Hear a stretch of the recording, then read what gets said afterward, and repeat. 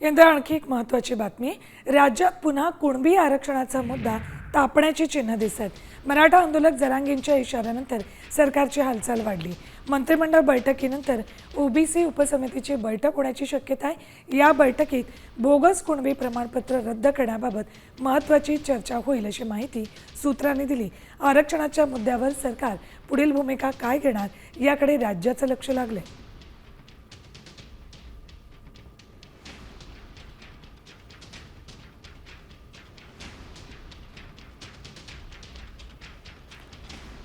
तर आत्ताची आणखी एक महत्त्वाची बातमी, बोगस कुणबी प्रमाणपत्र रद्द करण्याबाबत मंत्रिमंडळ बैठकीमध्ये चर्चा होण्याची शक्यता आहे अशी माहिती सूत्रांनी दिली।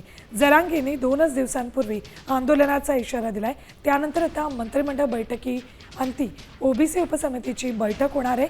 बोगस कुणबी प्रमाणपत्र रद्द करण्याबाबत या बैठकीत चर्चा होण्याची शक्यता आहे।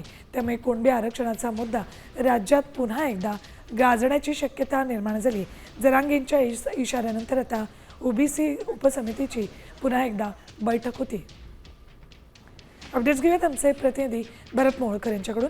भरत, जरांगेंनी 2 दिवसांपूर्वी आंदोलनाचा इशारा दिला आणि त्यानंतर आता ओबीसी उपसमितीची बैठक होणार आहे। या बैठकीमध्ये बोगस कुणबी प्रमाणपत्र रद्द करण्याबाबत चर्चा होणार असल्याचं कळतंय।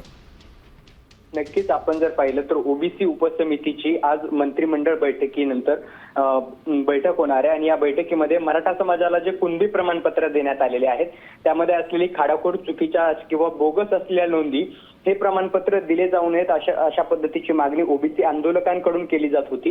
आणि त्या पार्श्वभूमीवर आता या मंत्रिमंडळाच्या बैठकीमध्ये उपसमितीच्या बैठकीमध्ये या सगळ्या संदर्भात निर्णय होणार आहे। त्याबरोबरच ओबीसींसाठीच्या ज्या कल्याणकारी योजना आहेत त्या योजना प्रभावीपणे राबवण्यासंदर्भातही या बैठकीमध्ये चर्चा होणार आहे। ठीक, धन्यवाद भरत संपूर्ण माहितीसाठी।